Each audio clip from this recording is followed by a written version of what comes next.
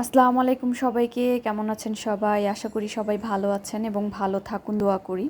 তো আজকের ভিডিওতে আমি আমার ডেইলি অ্যাক্টিভিটিসগুলো আপনার সাথে শেয়ার করব। তো ভিডিওটি শুরু থেকে শেষ পর্যন্ত দেখবেন। আর ভিডিওটি ভালো লাগলে অবশ্যই লাইক কমেন্ট করে ফেলবেন। তো প্রথমেই দেখতে পাচ্ছেন আমি ডাল বসিয়ে দিয়েছি। তো ডাল বসিয়ে দিয়ে আমি আমার বাকি কাজগুলো সেরে ফেলবো। এর মধ্যে ডালটা চুলায় হতে থাক।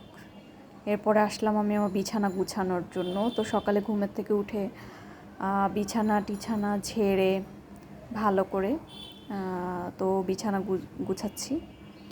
আর বাসায় আমার ছোট বাচ্চা আছে, তো ঘরে যখন ছোট বাচ্চা থাকে তখন ঘর একটু এলোমেলো হয়ে থাকে, কারণ বাচ্চারা নানান জায়গায় খেলনাগুলো ছড়ানো ছিটানো থাকে, সেগুলো গুছাতে হয়। এবং ঘরটা পরিষ্কার, আসলে নিজের ঘর যদি পরিষ্কার থাকে তাহলে মনটা ফুরফুরে লাগে, দেখতেও ভালো লাগে এবং মনটাও ফুরফুরে লাগে। হঠাৎ করে কোনো মেহমান আসলেও দেখলেও কোনো সমস্যা হয় না।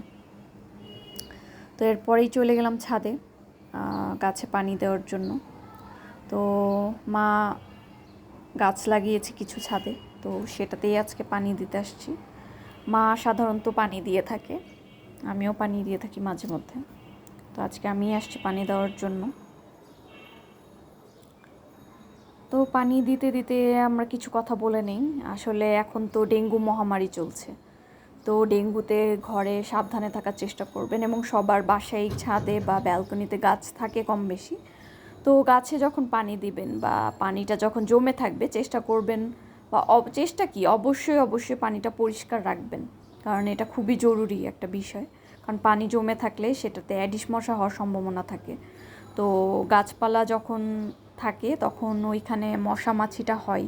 তো গাছপালার জায়গাটা আপনি পরিষ্কার রাখার চেষ্টা করবেন, যাতে এরকম মশা মাছি না জন্মায়। কারণ এখন যে ডেঙ্গুর প্রকোপটা বাড়ছে দিন দিন, মানুষ ডেঙ্গুতে আক্রান্ত হচ্ছে। তো সেটা থেকে সাবধান থাকবেন এবং নিজেও সাবধান থাকবেন, অন্যকেও সাবধান করবেন, নিজের ঘর বাড়ি পরিষ্কার রাখবেন। এবং দেখতেই পারছেন আমি গাছে কিছু সবজির ছিলকা, ডিমের ছিলকা দিয়ে দিচ্ছি। আসলে এটা দিলে নাকি গাছের মাটিটা ভালো থাকে, উর্বরতা বাড়ে এবং গাছের ফলন ভালো হয়। এটা আমি আমার শাশুড়ি থেকেই শিখেছি। তো দিয়ে দিলাম। এরপরে গাছে পানি দেওয়ার পর একটু গাছে ছাদে একটু হেঁটে হেঁটে দেখলাম এখানে আরও অন্যান্য আন্টিদের গাছ লাগানো আছে। অন্যান্য পুরা ছাদে আসলে গাছ লাগানো, এবং গাছ আসলে দেখতে ভালো লাগে। আর গাছ লাগালেও ওয়েদারটাও ঠান্ডা ঠান্ডা থাকে আপনার। আর এখন যে ডেঙ্গু মহামারী চলছে, সেই ডেঙ্গু মহামারীতে আপনি চেষ্টা করবেন সাবধান থাকতে। তো আপনি আপনার বাসায় বেশি করে মসকিটো স্প্রে, কয়েল, এবং দিনে দুপুরে যখন ঘুমাবেন তখন অবশ্যই মশারি টাঙিয়ে ঘুমানোর চেষ্টা করবেন।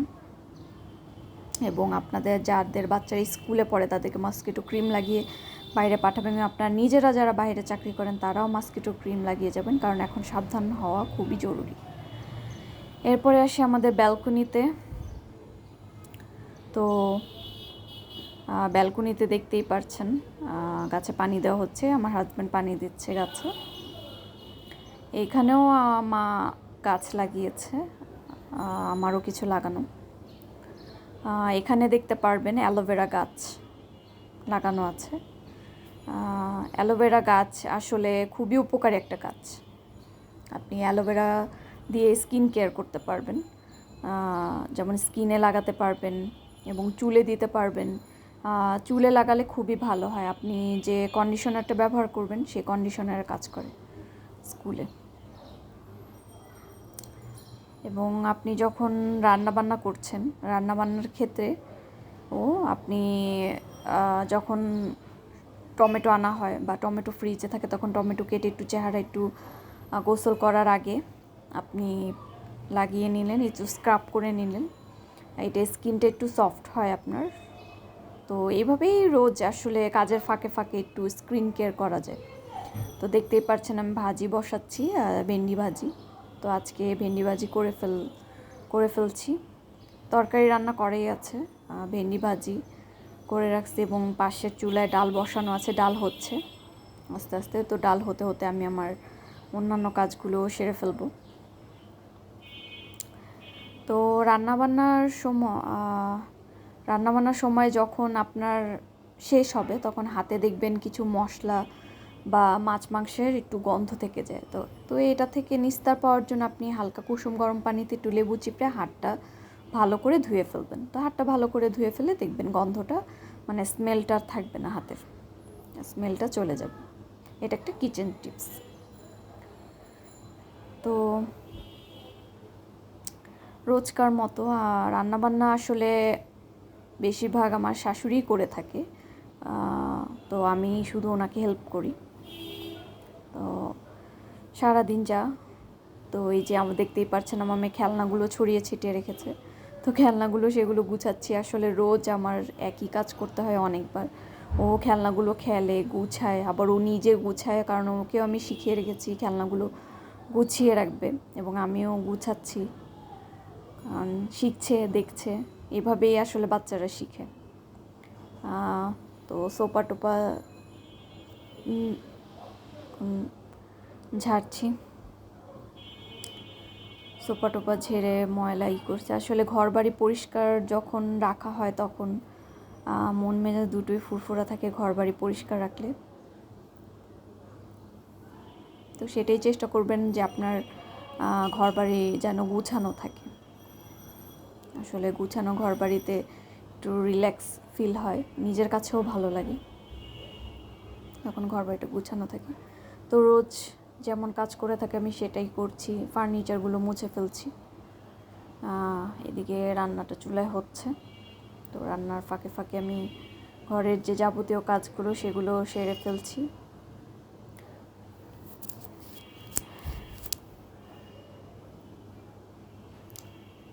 তো কাজের ফাঁকে ফাঁকে আপনি আপনার স্কিন কেয়ারটাও করে ফেলতে পারেন। যেমন আপনি টিভি দেখছেন অথবা মোবাইল চালাচ্ছেন, তখন আপনি একটু ফেস প্যাক ইউজ করলেন। তো এটার মাধ্যমে আপনি আপনার স্কিনের যত্ন নিতে পারেন। তো পার্লারে 1000 টাকা খরচ করে ফেসিয়াল না করে আপনি এইভাবেই স্কিন কেয়ারটা করতে পারেন। আমি যেটা ন্যাচারালি করে থাকি সেটাই আসলে আপনাদের সাথে শেয়ার করলাম। বাকিটা যার যার স্কিন টাইপের উপর ডিপেন্ড করে কার স্কিন কীরকম। বাট আমি ন্যাচারাল জিনিসটাই ইউজ করি, আমার স্কিনে ন্যাচারাল জিনিসটাই বেশি। ন্যাচারাল জিনিসটা আসলে সব স্কিনের জন্যই ভালো, ন্যাচারাল জিনিসটা ইউজ করা ভালো। তো পাশেই আমার মেয়ে খেলছে বিছানাতে, আমি ঘরটর গুছাচ্ছি। তো সারাদিন ওর পিছনেও থাকা হয়, ঘর গুছানো হয়, রান্না বান্না এইসব দিয়েই আসলে সারাদিনটা কেটে যায়। একটা হাউসওয়াইফের কাজ আর কি যেটা। তো মেয়ে তার ডল দিয়ে খেলছে। রান্না বান্না কমপ্লিট, রান্না বান্না সে ডাল হয়ে গেছে, তরকারি মাছ, ইলিশ মাছ দিয়ে, পটল আলু দিয়ে, তারপর আপনার আলু বরবটি দিয়ে চিংড়ি মাছ। তো দুপুরের জন্য খাবার টাবার রেডি। তো আজকের ভিডিওটি যদি ভালো লেগে থাকে অবশ্যই আমার চ্যানেলটি সাবস্ক্রাইব করে ফেলবেন। আসসালামু আলাইকুম সবাইকে।